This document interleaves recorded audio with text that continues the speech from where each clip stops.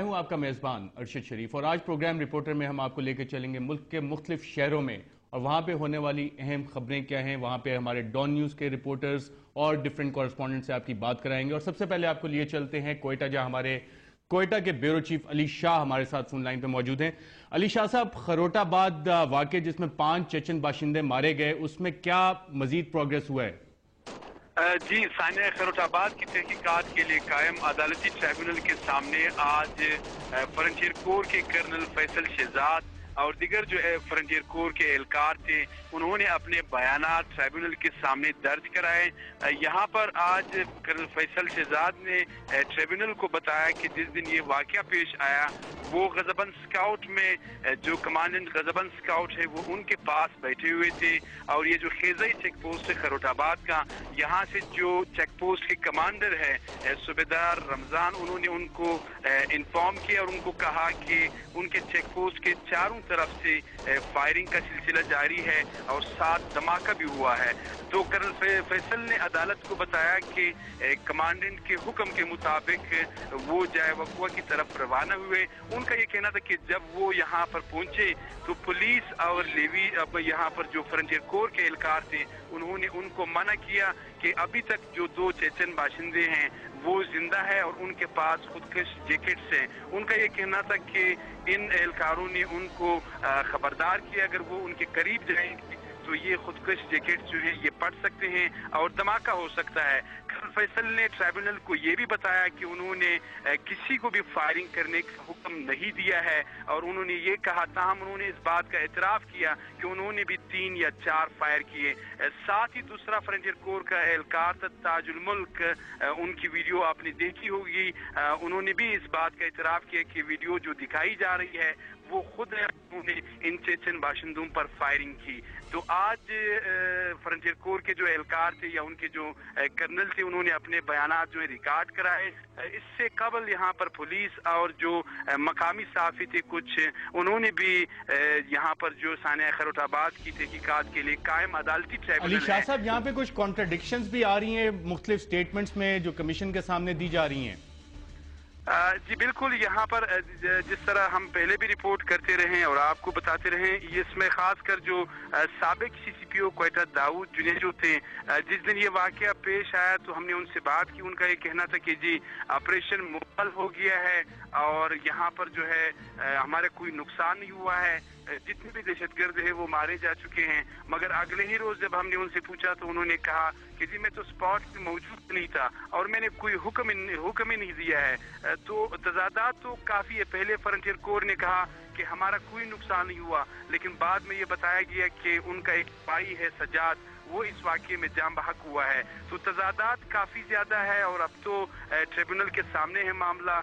यहाँ पर सिविलियन अली शाह साहब, कुछ इस तरह की भी इतलात हैं कि कुछ पुलिस वालों ने जो चेचन खवातीन थी उनमें से उनकी चूड़ियां भी उतारी हैं, ऐसा भी कोई वाकया सामने आया कमीशन के? देखिए, आप विजुअल देखते रहे, कुछ तो बहुत ही जो बिल्कुल रखतामेज जो मनाजिर थे वो दिखाए गए। खासकर जो चेचन खातून जो इस वाकये में हलाक किए गए थे उनको रस्सियां बांध कर उनकी जो लाशें थी उन्हें रोड पर घसीटा गया और वो विजुअल्स भी आपने देखे। इस तरह तो कई वाकयात जो है वो सामने आए। एक पुलिस एहलकार है जो एक लॉकेट है, इस कोई मतलब ज्वेलरी है इस चेचन खातून के साथ, वो अपनी जेब में डाल रहे हैं। लेकिन बाद जब ट्राइब्यूनल ने उनसे पूछा कि जी आप क्या कर रहे थे, तो उन्होंने कहा कि नहीं, मैंने तो इसको दर्ज कराया है पहले और मैं इसको जेब में डाल रहा था। मीडिया ने वैसे ही इस खबर को उछाला। लेकिन इनके साथ बात ये नहीं है। देखे, ये बिल्कुल एक सवाल है। यहाँ पर पाकिस्तान में चेचन या रशियन बाशिंदों की मौजूदगी ये बिल्कुल एक सवाल है और ये, लेकिन यहाँ पर जो लोग सवाल कर रहे हैं वो ये कर रहे हैं कि ठीक है, वन वे और दी अदर वे इनका ताल्लुक हो सकता है अलकायदा के साथ या किसी और तंजीम के साथ, लेकिन ये इस वक्त इनकी जो डेथ हुई है या इनकी जो अमवात हुई है या जिस तरह हलाक किए गए हैं ये गोलियों से हुआ है, कोई धमाका नहीं हुआ है। हम उसी दिन भी गए थे, जमात इस्लामी के एक वफ्द ने इस खेजई चेक पोस्ट का दौरा किया था। हम जब वहाँ पर चले गए तो अभी तक वहाँ पर 1 फुट भी कोई निशान नहीं है कि यहाँ पर कोई धमाका हुआ है।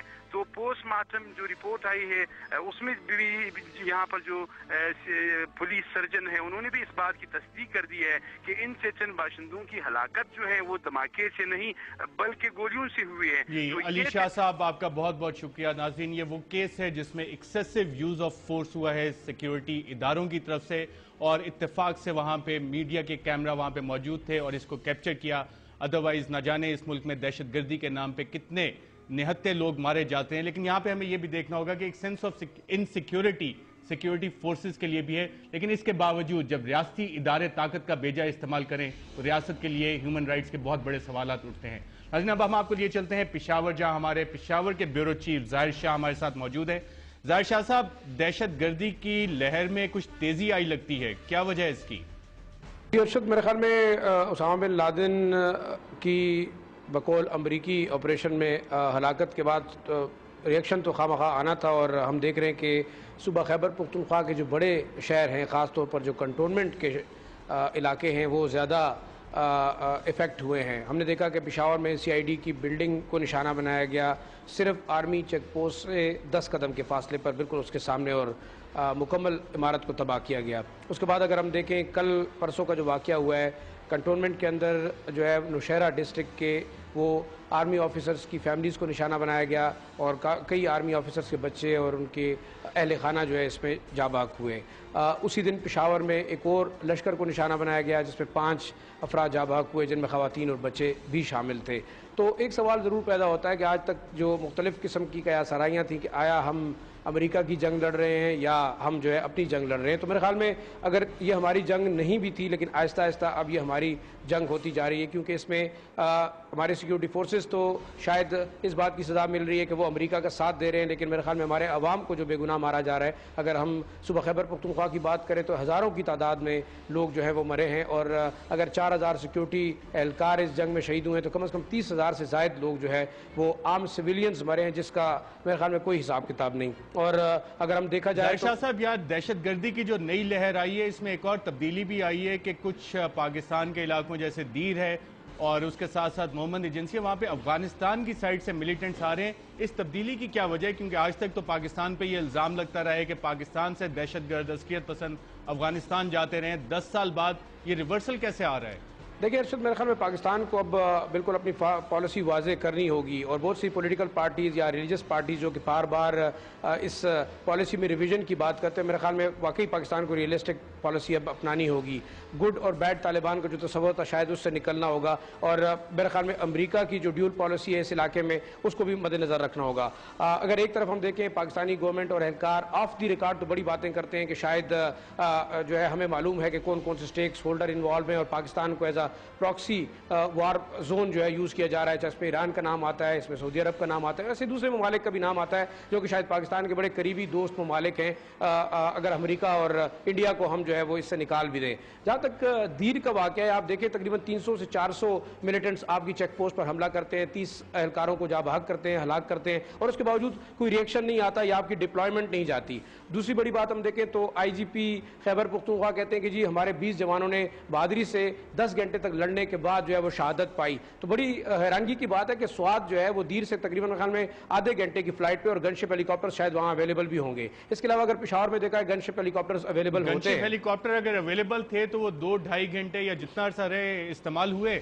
میرے خیال میں جی دوسرے دن تو شاید میڈیا میں جب یہ بات آئی تو ان کو شاید یاد آیا کہ واقعی اگر ان کے خلاف ہم گن شپ ہیلی کاپٹرز استعمال کریں تو دہشت گردوں کو مارا جا سکتا ہے. لیکن ایک سوال یہ بھی پیدا ہوتا ہے کہ پاکستانی حکام بارہا ایک بات کو اٹھاتے ہیں کہ وادی کنڑ کا جو گورنر ہے وہ پشت پناہی کر رہا ہے ان ملیٹنٹس کی, اور انہیں وہ پاکستان کے اندر جو ہے سپورٹ کر رہا ہے, اور وہ آپ کی چیک پوسٹوں پہ اٹیک بھی کر رہے ہیں. اس کے باوجود آفیشیل لیول پہ کوئی ریئیکشن نہیں آتا کہ آیا کیوں کنڑ کے اندر رہنے والے لوگ جو ہے وہ سپورٹ کر رہے ہیں ملیٹنٹس کو. دوسری بات جو سامنے آتی ہے کہ آیا نیٹو اور ISAF کی جو اتنی بڑی فورس پڑی ہوئی ہے بارڈر کی اس سائٹ پہ, وہ کیا کر رہی ہے؟ کیا وہ دہشت گردوں یا عسکریت پسندوں کو جو ہے وہ اپنی مرضی سے اجازت دیتی ہے کہ 400 کے قریب لوگ آ کے آپ کی چیک پوسٹوں پر حملہ کرتے ہیں اور کافی لوگوں کو ہلاک کرتے ہیں؟ شاید اس پہ کوئی پروٹیسٹ نہیں آتا. دوسری طرف اگر افغان گورنمنٹ کو دیکھا جائے تو میرے خیال میں وہ کوئی ایسا ایشو, چاہے ملا عمر کسی بھی حملے میں مرتا ہے یا نہیں, لیکن الزام آتا ہے کہ پاکستان کے علاقوں میں مرا ہے. تو میرے خیال میں یہ ایک چیز ایسی ہے جو کہ ٹرائی پارٹائٹ کمیشنز ہیں, جس میں پاکستان, امریکہ اور افغانستان کو ان چیزوں کو بھی دیکھنا ہوگا کہ آیا پاکستان کے بارڈرز کے اندر جو در اندازی ہو رہی ہے اس کو کیسے روکا جائے.